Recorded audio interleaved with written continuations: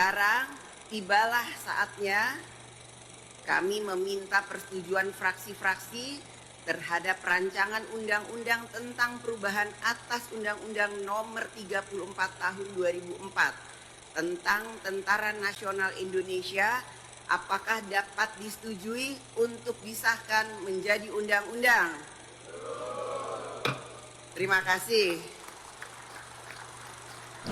Halo Sobat Hukum, selamat datang kembali di channel Legal Project Indonesia. Hari ini, kita akan membahas isu yang hangat sekaligus krusial, yaitu revisi Undang-Undang TNI hingga gugatan ke Mahkamah Konstitusi yang akhirnya ditolak. Mari kita kupas perlahan, supaya jelas bagaimana perjalanan revisi ini, mengapa menuai kontroversi, dan apa makna putusan MK bagi demokrasi kita.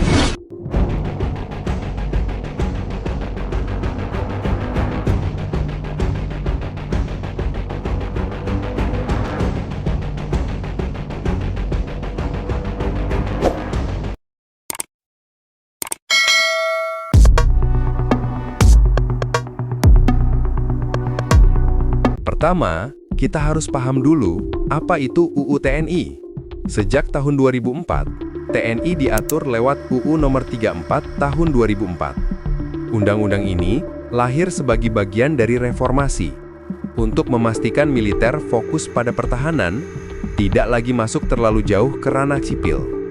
Prinsip utamanya jelas, kontrol sipil atas militer, transparansi, dan penghormatan pada demokrasi. Namun, setelah lebih dari 20 tahun berjalan, apakah undang-undang ini masih relevan menghadapi ancaman zaman sekarang? Pemerintah dan DPR berpendapat tidak sepenuhnya.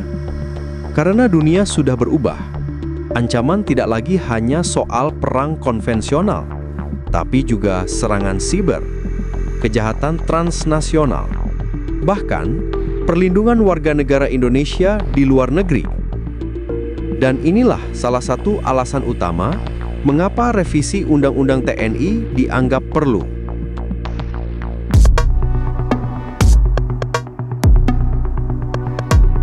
Proses revisi ini kemudian bergulir dan lahirlah UU Nomor 3 Tahun 2025 tentang perubahan atas UU TNI. Sayangnya, revisi ini justru memunculkan banyak kritik. Kenapa? Pertama, karena dianggap minim partisipasi publik. Banyak aktivis dan akademisi menilai pembahasan dilakukan terburu-buru, bahkan dokumen sulit diakses. Selamat sore Bapak Ibu, kami dari Koalisi Reformasi Sektor Keamanan, pemerhati di bidang pertahanan, kami menuntut agar proses pembahasan revisi Undang-Undang TNI dihentikan karena tidak sesuai dengan proses legislasi. Ini diadakan tertutup Bapak Ibu. Kedua, ada isu carry over. Apakah revisi ini benar-benar lanjutan dari periode sebelumnya atau sekadar dipaksakan masuk ke prolegnas baru? Ketiga, yang paling sensitif, ada kekhawatiran bahwa revisi ini bisa melemahkan kontrol sipil. Misalnya, potensi prajurit aktif mengisi jabatan sipil. Nah, inilah titik panas yang membuat masyarakat sipil waspada.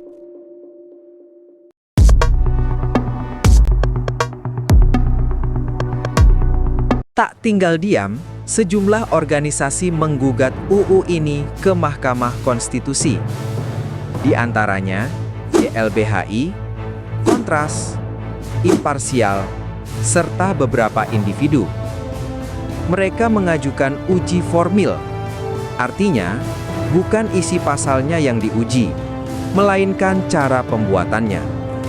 Dalil mereka jelas. Pertama, revisi ini tidak sesuai prosedur prolegnas. Kedua, carry over-nya cacat formil. Ketiga, partisipasi publik sangat terbatas.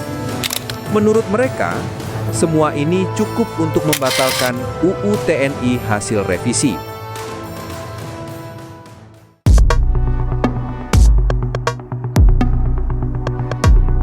Lalu, bagaimana jawaban MK? Pada 17 September 2025, Mahkamah Konstitusi akhirnya membacakan putusan. Hasilnya, Amar putusan mengadili 1 menyatakan permohonan pemohon 2 tidak dapat diterima. 2 menolak permohonan pemohon 1 untuk seluruhnya. permohonan ditolak. Kenapa? Menurut MK, proses revisi sudah sesuai prosedur. RUU TNI masuk ke Prolegnas Prioritas 2025. Ada daftar inventarisasi masalah, ada surat presiden. Artinya, tahapan perencanaan sudah sah. Bagaimana soal partisipasi publik? MK menilai pemerintah dan DPR sudah memfasilitasi. Ada diskusi tatap muka, ada siaran di YouTube DPR, ada informasi di media. Bahkan, meski rapat sempat digelar di hotel, menurut MK itu tidak otomatis menghilangkan keterbukaan. Intinya, dalil pemohon dianggap tidak beralasan menurut hukum.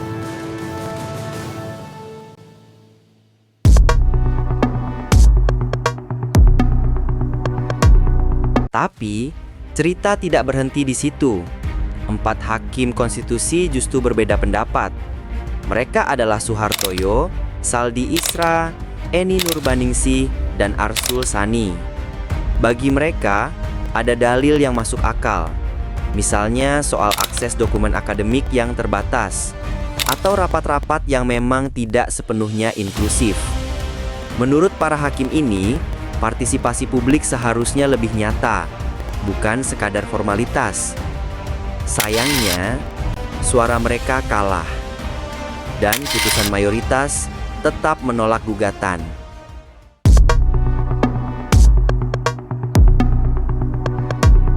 Pertanyaannya sekarang, apa dampaknya? Pertama, UU TNI hasil revisi sah berlaku. Semua ketentuan barunya bisa diterapkan. Kedua, dari sisi hukum, ini memperkuat posisi DPR dan pemerintah, bahwa prosedur formal dianggap sudah terpenuhi. Tapi ketiga, dari sisi demokrasi, kritik tetap ada. Apakah partisipasi publik benar-benar bermakna? Atau hanya formalitas?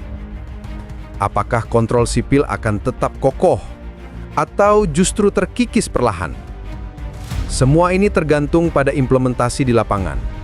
Yang jelas, publik tetap harus mengawasi. Karena sejarah membuktikan, demokrasi bisa rapuh bila kekuatan bersenjata tidak diawasi dengan ketat.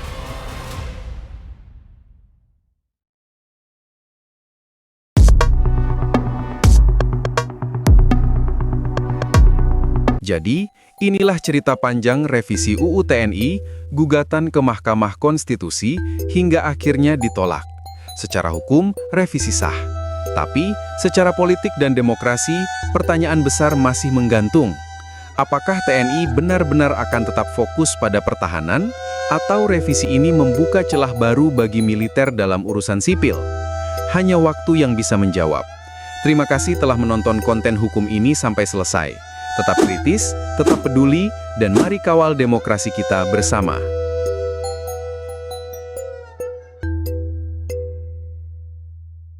Tetap dukung channel Liga Project Indonesia dengan cara menekan tombol like, share, dan subscribe, serta lonceng notifikasinya agar kamu bisa mencerahkan 1% hukum di Indonesia. Dan sampai jumpa lagi di konten hukum selanjutnya.